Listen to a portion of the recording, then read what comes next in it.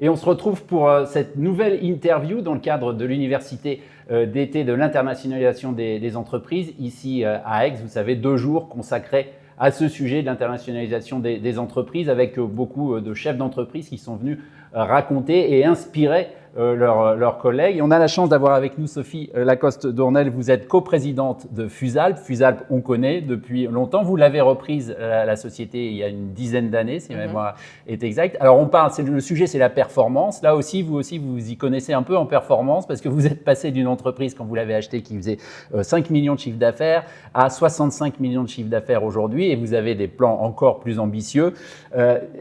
Puisqu'on parle d'internationalisation, je voudrais juste que vous nous expliquiez dans quelle mesure finalement l'international a été au cœur de cette stratégie de croissance pour Fusalp, sachant que c'était quand même une marque très française. Tous les petits Français ou les gens qui étaient petits il y a très longtemps comme moi se souviennent de Fusalp, ont un souvenir ému, mais ce n'était pas forcément une marque qui avait un rayonnement international extraordinaire. Bref, comment vous avez fait pour mettre l'international au cœur de cette croissance impressionnante ? C'était de toute façon dans notre stratégie de départ, il y avait 2 leviers à la stratégie. Le premier, c'était de se dire que cette marque qui faisait des vêtements techniques pour le ski pouvait faire des vêtements techniques pour tous les moments de la vie. Et ça, on y croyait très fort. Et le deuxième levier, c'était évidemment l'international. Donc en fait, quand on a racheté l'entreprise, c'était pour l'internationaliser et pouvoir lui donner le rayonnement auquel on pensait qu'elle avait le droit. Mais dans les années 70-80, elle était déjà internationale. Elle s'était repliée sur elle-même, mais elle avait déjà eu un passé, ce qui nous a quand même permis d'utiliser quelques relais de gens qui avaient connu la marque. Et ça, c'était quand même très valorisé. Alors, dans les outils que vous avez utilisés, il y a quelque chose qui, j'allais dire, est presque maintenant entré dans les manuels comme des erreurs à ne pas faire, c'est l'ouverture des boutiques. Très souvent, quand on étudie post-mortem des cas d'échecs, etc., on se rend compte qu'il y a eu beaucoup d'argent mis dans des boutiques, etc. Vous avez au contraire réussi à leverager ça, à utiliser ça, pour en faire un succès. Comment vous avez fait justement, enfin comment vous avez aussi utilisé cette idée d'ouverture des boutiques dans des pays étrangers pour générer cette croissance ? On n'avait pas trop le choix, c'est-à-dire qu'en fait, si on voulait faire une collection qui soit à la fois hommes, femmes, ski, urbain, il fallait qu'on ait des magasins pour pouvoir montrer l'intégralité de ces collections, puisqu'on changeait vraiment la nature des collections, le style. Donc, il fallait, les clients qu'on avait quand on a racheté l'entreprise n'étaient pas capables d'acheter tout ce qu'on voulait faire. Donc, quoi qu'il arrive, il fallait qu'on ouvre nos propres magasins pour le faire. En revanche, il y a une chose qui est certaine, c'est qu'on n'a pas ouvert un seul magasin qui n'était pas rentable. On a toujours cherché la rentabilité, donc l'emplacement malin, la chose qui faisait qu'on pouvait vraiment, alors elle n'est peut-être pas rentable en année 1, mais qu'en année 2, en année 3 grand maximum pour vraiment les grands paris, on puisse avoir un magasin rentable. Même si pourtant, par exemple aux États-Unis, vous avez ouvert ce qu'on appelle un peu traditionnellement des flagships, dans des endroits qui sont, dont on se dit que c'est avant tout du marketing.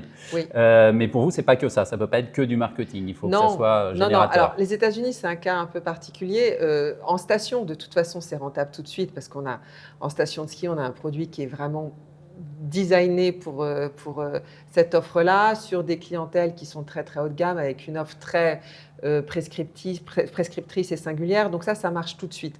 New York, j'ai envie de vous dire, c'est la seule boutique où on s'est autorisé un investissement plus important que ce qu'on fait d'habitude. C'est l'exception qui confirme la règle, parce qu'on ne peut pas ouvrir les États-Unis et pas avoir de boutique à New York. Et puis la boutique de New York bénéficie, certes, au PNL des États-Unis, mais elle bénéficie au monde entier. Parce que mon client italien qui va aller à New York et nous voir en plein Soho, dans une boutique magnifique, va se dire, voilà, Fusalp, c'est une marque qui veut dire quelque chose. Donc c'est un investissement qui est vraiment global. Et c'est le seul endroit où on s'est dit qu'il fallait qu'on passe le cap, après très mesuré quand même, en se disant qu'on a une atteinte de rentabilité qui est vraiment qui peut être faite, mais en un petit peu plus longtemps que ce qu'on prévoit d'habitude. Comment se répartit votre chiffre d'affaires dans les différents pays ou régions du monde à peu près ? Alors aujourd'hui, on fait à peu près 50% de notre chiffre d'affaires en France. Toujours. Et puis après, nos gros marchés, ça va être les États-Unis, bien sûr. On a ouvert les États-Unis parce que c'était nos premiers clients après les Français sur notre site internet. Donc, on s'est dit qu'il y avait vraiment quelque chose à faire. C'est vrai que le digital nous permet comme ça d'avoir des lumières. On a ouvert Farfetch là il n'y a pas très longtemps, qui est donc une plateforme, une marketplace. Et là, on arrive à voir des signaux en Asie du Sud-Est, en Australie, enfin voilà, des tendances au Brésil qui sont intéressantes et qui vont nous permettre, nous, après, d'aller démarcher des clients multimarques et puis aussi, pourquoi pas, d'ouvrir des boutiques. L'Asie, aujourd'hui, c'est important. Je sais que vous avez eu un petit un petit problème avec la Chine au moment où vous aviez ouvert, forcément, pour des raisons totalement indépendantes. Voilà, 2 mois avant le Covid, donc ce n'était pas le meilleur moment pour ouvrir la Chine. Mais en Corée, on a 5 magasins quand même.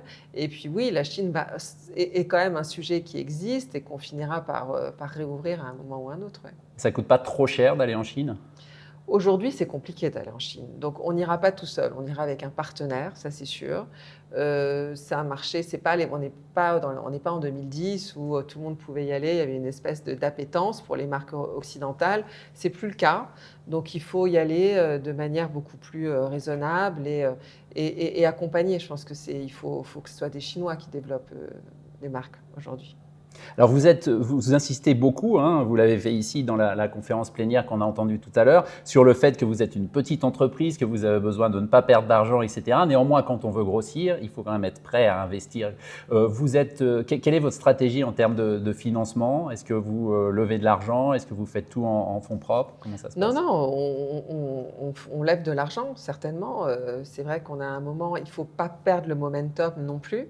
Mais pour lever de l'argent, moi je ne fais pas de la tech, donc j'ai besoin quand même de présenter des comptes qui soient solides. Et donc cette obligation de rentabilité, elle existe même pour aller lever de l'argent. Mais oui, j'ai besoin aussi d'aller lever de l'argent pour pouvoir... Vous savez, surtout dans la mode, les fenêtres d'action ne sont pas si grandes que ça, donc il ne faut pas les louper. Merci beaucoup, Sophie Lacoste-Dournel. Merci de nous avoir consacré ces quelques minutes. On se retrouve très vite pour d'autres interviews dans le cadre de cette université d'été de l'internationalisation des entreprises.